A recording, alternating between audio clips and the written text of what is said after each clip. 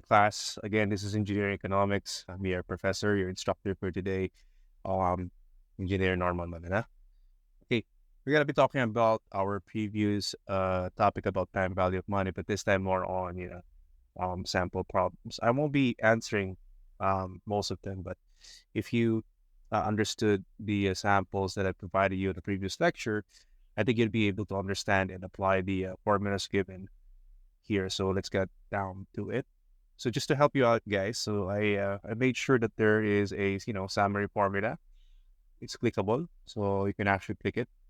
So for example, this one, you know, and then all you have to do is just zoom out one thing. But in PDF format, it's actually clickable rin naman. So for with that, I'll be skipping that and heading towards the sample problems again. So I've given you like 14.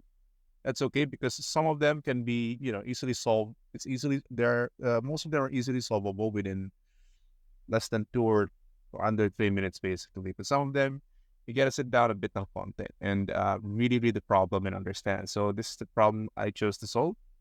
This was quite easy in a month, but if you can answer this, you can definitely answer most of this rin naman. Okay, so let's start. Um, a man wishes his son to receive 200,000 pesos in 10 years from now, 10 years from now. What amount should he invest if it will earn interest of 10% compounded annually and during the first 5 years and 12% compounded quarterly during the next 5 years? So if we're going to analyze in statements, so we have here, let's just assume this man is the father, of course. So he wants his son to receive a future amount of 200,000 pesos. 200,000 pesos 10 years from now. Now, it seems to me that in the first 5 years is different interest rate and then and it's compounding annually. So, and then in the next 5 years is being compounded quarterly with a different nominal interest rate. Okay. So we can write down our given as such. So we know that our 200,000 here is something from the future. Okay. We are required to find what is the total present amount, basically. Well, we can find two amounts here, actually. And there we go.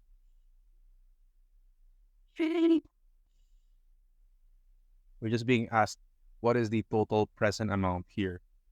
So if we're going to draw it this way, so basically we have a present worth, wherein the conditions is the interest rate is compounded annually for 5 years, so at 10%. We have that. And we have another one. It's a different present worth at compounded um, quarterly later on that. And then that we have here at the nominal rate of interest of 12%. So for got a total compounded interest, yeah, that will be quarterly. So that's gonna be 4 times it'll be 4 times 5, that'll be 20 years. So if we're gonna look at it, it's gonna be 20, not exactly years, but yeah. So if we're gonna look at it, it's in the span of 10 years. There you go. So in between points 5 and 10, it's gonna be compounded 20 times. It's not years, but 20 times. Okay, so it's gonna look something like this if you're gonna draw the cash flow diagram. And what we're looking for here is what's the total amount of present worth here at point 0. So basically, what we're gonna do here is go back and convert this 200,000 pesos and what it looked like 5 years ago and at the start of the year, 0. Okay, so recall we have a formula. Recall that the future worth is present times the sums of times the 1 plus interest rate raised to the number of compounding period, in this case. But we're talking about two different future worth formula here. So one that is compounded annually. So that's almost the same formula with simple, interest formulas natin. And then we have yung compounded quarterly naman. And I'm gonna go straight ahead dito. So since yung earliest 5 years natin, yung year 5 to 10, is compounded quarterly during the next 5, we can determine kaagad yung present work niya.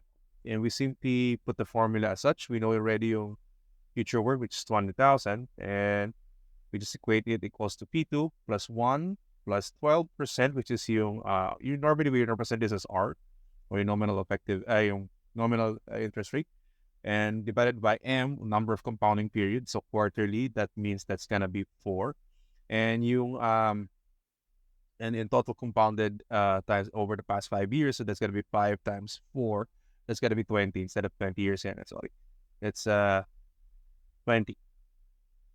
number of times being compounded over the course of 5 years. So we isolate P2 here, or your present port at the fifth year, and we will get something along the line 110,735.15.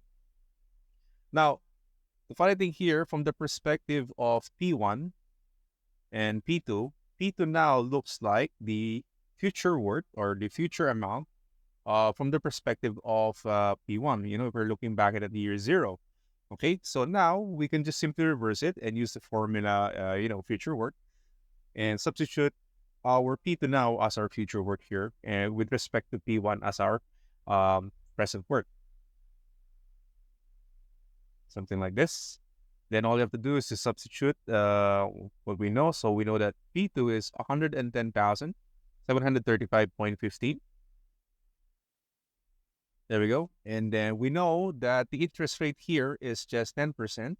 However, it's compounded annually. So strictly speaking, that is our R, nominal interest rate.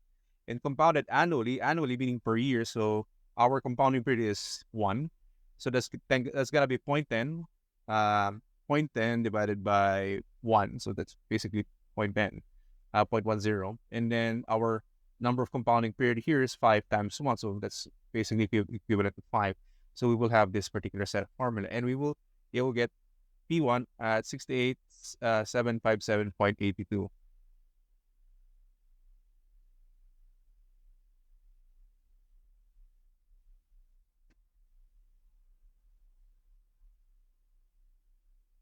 Okay.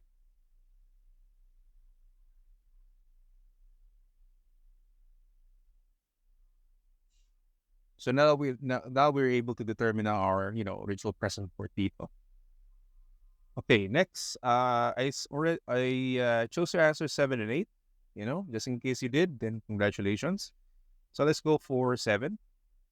7 here is a certain interest rate compounded semi-annually. 5,000 pesos will amount to 20,000 pesos after 10 years. Now, what is the amount at the end of 15 years? Okay, so far, if we're going to looking at it, we don't have an interest rate, but we know several things. We know it's compounded semi-annually. So what does it mean? It's compounded, yung compounding period niya will be twice in the same year. And we know we have a present worth dito. And we also know yung future worth niya, which will become 20,000 daw after 10 years. So we know yung total length of period natin dito, which is 10 years too. Now, the next set of questions here is, what is the required dito? What is the amount at the end of 15 years naman instead of 10? Okay, so now that we understand yung given natin, we basically have to identify first what is the amount at the end of 15 years. To know yung of future work at 15 years, we have to determine first the interest rate for the first 10 years. Okay. So recall, we have a solution here. Recall that we have this particular formula when we're dealing with future work and compounded interest. Future work and compounded interest rates.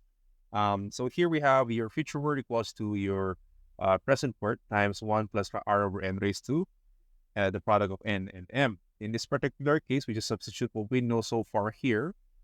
And we have the following.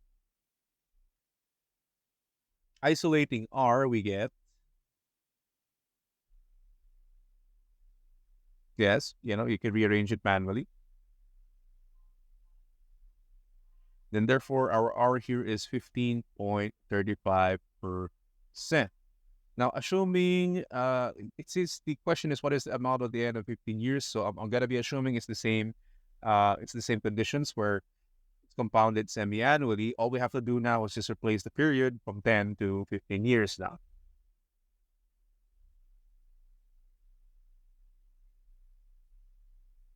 So here we're just substituting in the formula. So our future work here at 15 years, that'll be our principal 5,000, and we get the sum of this 1 plus 14.35%, or simply 0.1435 divided by 2. Then you raise the sum of this into 15 times 2, since that's going to be the total compounding period over the course of 15 years, and that's going to be 30. So to solve that, you will get 39,973.74 pesos.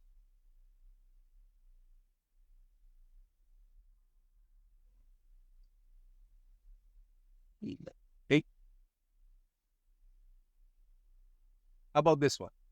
Problem looks really long, looks intimidating, but if you're gonna read through it, it's actually quite simple now.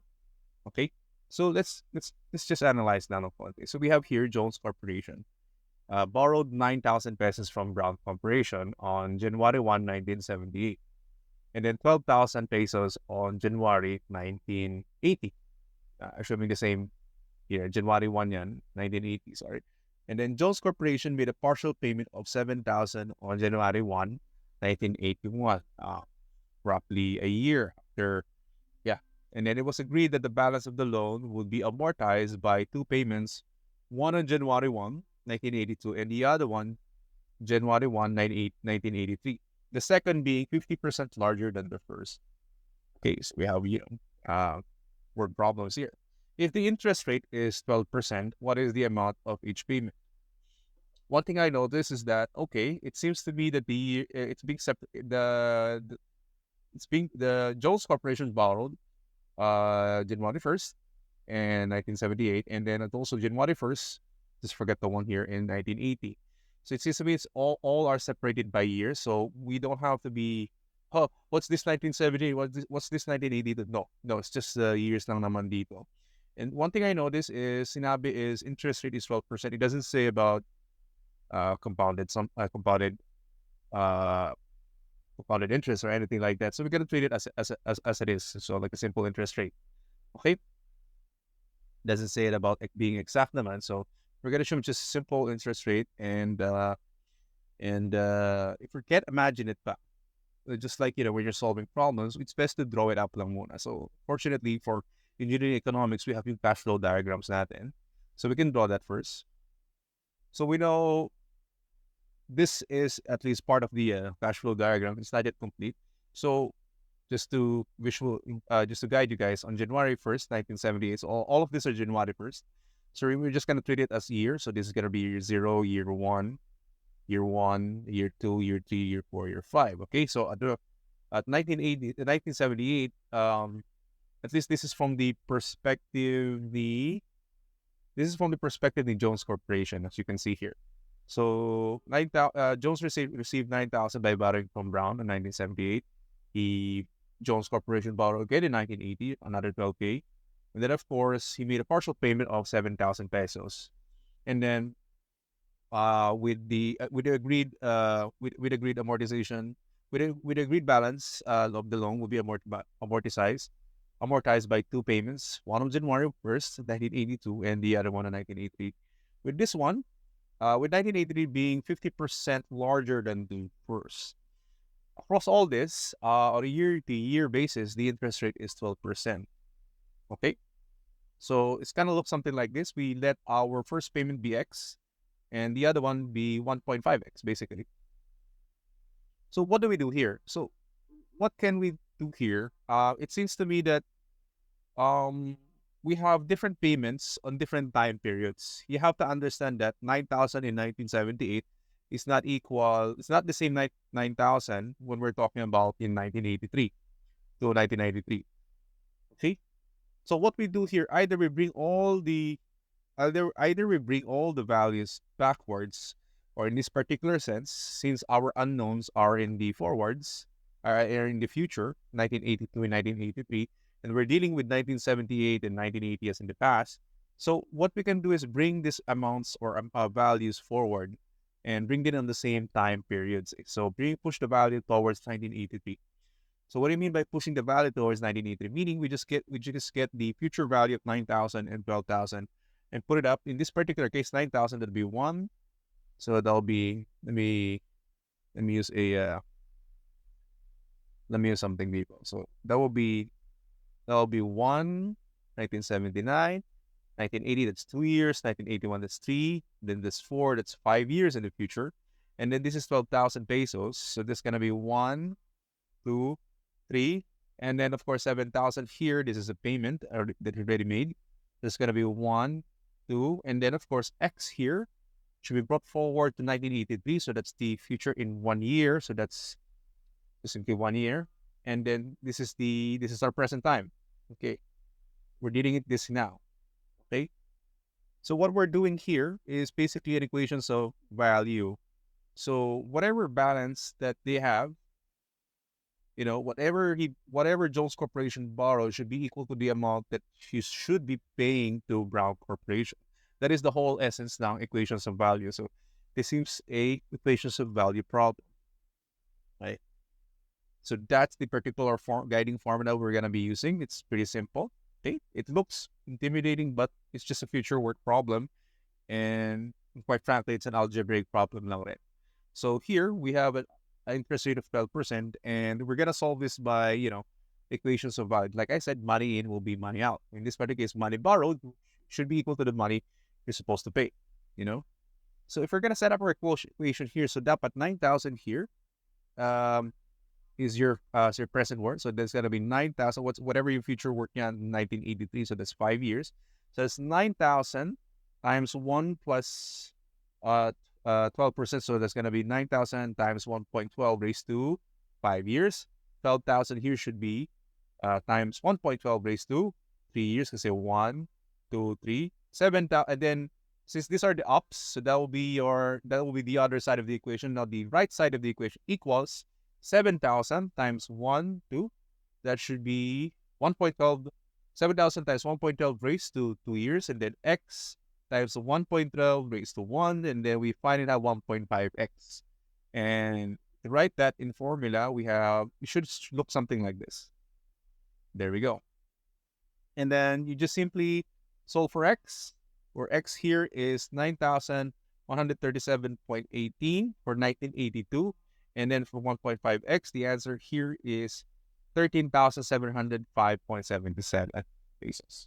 So there we go. It didn't say total because the question is being asked here, what is the amount of each payment? So I just separated them by year, just indicating them. Okay. And that's my final answer. If the question was what is the total amount of the payment across 1981 and 1983, so the answer here is the sum of these two lang naman. Well, I hope that was a fun challenge for you guys. Okay. All right, let's move on to more problems. So we have here 9, 10, and 11. I chose to answer 11 here. So if you can answer 11, you can definitely answer 9 and 10 here. Okay. So it's really an exercise on, in this particular case, this is 9 and 10 is an exercise about compounded interest rate. 10 is an exercise about discount rate. Okay. And the 11 here, apparently 11 here the demand deposit is 50,000 in the bank. So we're dealing with a 50,000, which is your present amount. And not only it's being compounded monthly, it's also dealing with inflation at 6.5% interest rate. So how are we gonna deal with this? And if you recall, hopefully you've been reviewing the past lecture. I have a problem about this. I had a sample problem for this, and I showed a condition wherein if the problem is compounded, continuously, and it's involving inflation at the same time, you're gonna be using a specific formula then because you have to net it out there. So in this particular case, we have 50,000 in the bank. It's our present amount. That's our present amount. So that's our principal. So that's 50,000 there. And we know that we have 6% compounded monthly. So that's compounded monthly, which means it's being compounded 12 times. Okay. We have a period of 5 years and we have a nominal interest rate of 6%. and we have an inflation rate of 6.5%. So the question here is, if the inflation rate of 6.5% per year continues for this period, will this effectively protect the purchasing power of the original principal? If you get a look really close into the problem and the question, it's really just a yes or no. But you have to solve it mathematically. And that's the essence of engineering economy. Your decisions, whether to proceed or not, to go or no go, is backed up by uh, a solid computation driven by good mathematics or data. Okay? So before you answer yes or no, so we have to figure it out muna. Okay? So we're supposed to know is whether your 50K will remain 50K.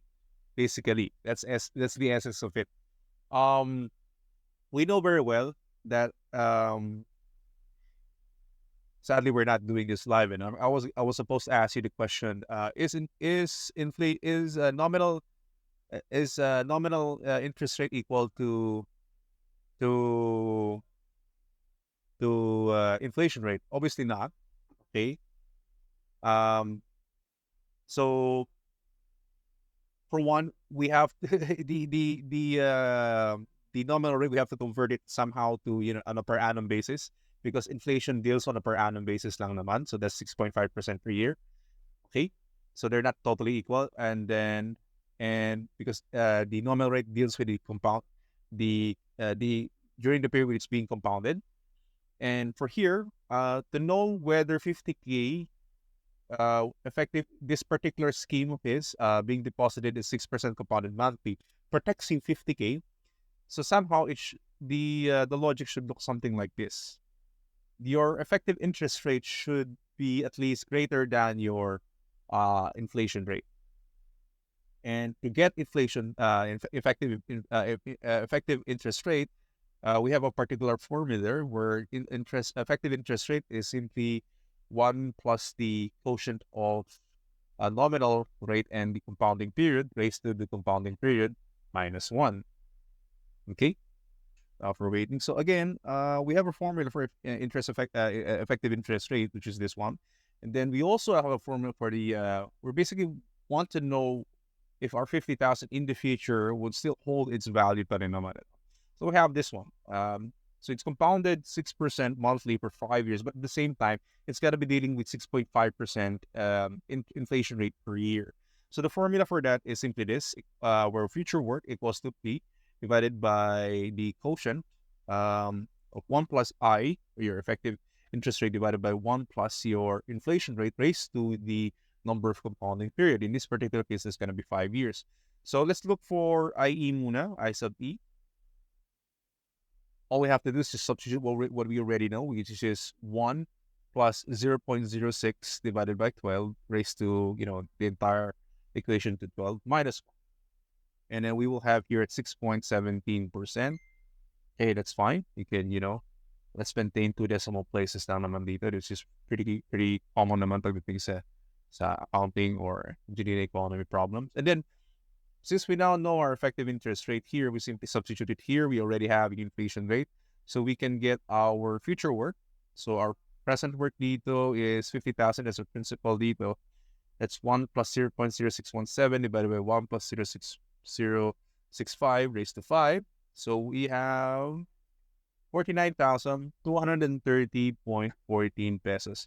Unfortunately, after 5 years, even though it's being compounded monthly for 5 years, still 49,230.14.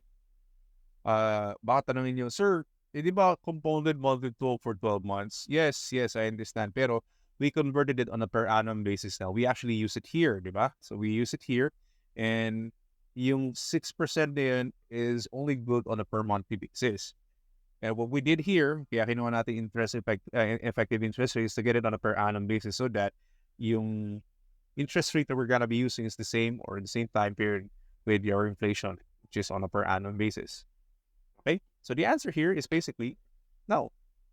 That is our decision dito. It seems that whatever that bank is, it's not taking his money. So in this particular case, it's probably not a high yield interest rate bank. unlike most banks nowadays. Okay, so we have 12, we have up to 14 problems here. So we have 12, 13. I chose number 14. It's basically, so if you can answer your previous question, you can probably and most likely answer the most of the questions dito rin naman. For example, here 13 is an exact interest. Simple interest, but exact simple interest rate problem, so you can deal with that. All you have to do lang naman di pag exact simple interest is to look out for whether it's a leap year or not, so that you know whether to use 365 or 366 days. For number 12 naman dito was the difference in the accumulated amount of 10,000 invested in 5 years if money is worth 15 pounds. Okay. So you're just looking here for the difference lang naman dito. Again, so word problem lang naman. So I'll be dealing first with 14. So here, a father wants to have 1 million pesos for the 18th birthday of his daughter. To achieve this, he invested in a business where his money earns at the rate of 10% compounded semi-quarterly. What does that mean? You can refer back to your notes what the compounded semi-quarterly means. It only means 8 times. It is being compounded 8 times in a given year. The question now is, how much should he invest now? Okay. So I'm not going to give all your details muna in the moment. So I want you to take a pause and I want you to answer the question whether what's the total period ba dito we're talking dito? And the clue is right there. Okay. So again, if you're still wondering what it is, you can write down muna yung mga problems natin dito. Like for example dito, we know yung 1 million dito is yung future value na gusto niya ng current money na kailangan niyang i-deposit, which is yung hinahanap natin right now. We know that we have an interest rate of 10% and this is your nominal interest rate natin. We know it's compounded semi-quarterly, so that's compounding period close to 8. Okay? And if you're going to look at it, the cash flow diagram would look something like this one. So what does he need to invest now so that the amount is 1 million in the future? The question is, how many years in this particular case? What's the total compounding period dito? What's the total period dito? The answer there is 18. So we have this formula. We know you're going to use this, but how many? Again, the answer there is n is equals to 18. At the 18th birthday of his daughter. So meaning from, probably bagong panganak lang siya. Or di pa nanganganak. Or expecting manganganak. So at year 0, magkano dapat i-invest doon? So that's another way to look at it lang naman. So again, hindi porket hindi sinabing years yun, wala na kayong period dito, total period. So you really have to analyze yung problem dito.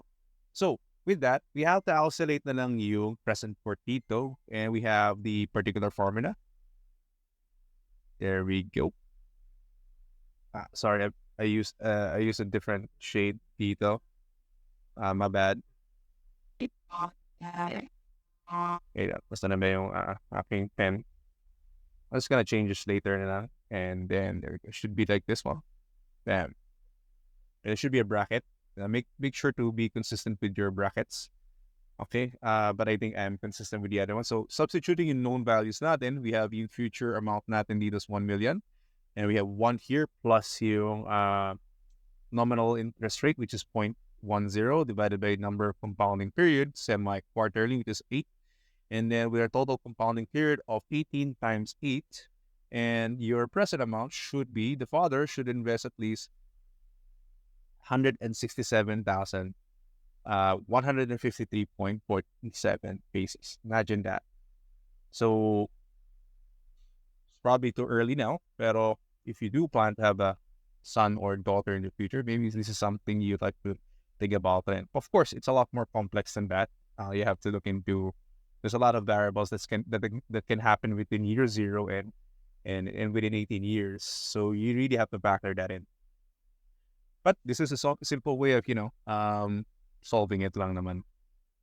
So I hope you learn your lesson dito and try to really understand yung word problems. Again, engineering economy is really just analyzing yung word problems dito. What is your given and what formulas do you use dito? Okay? As you can see, multiple times we're using the same future word formula and then using yung, we could do it in reverse if you want, but it's a lot simpler. At least isa dalawang formula ang tatandaan mo. All you have to do na lang is whether is inflation involved, is there a discount, so on and so forth. Is it exact simple interest? Is it simple interest lang, so on and so forth.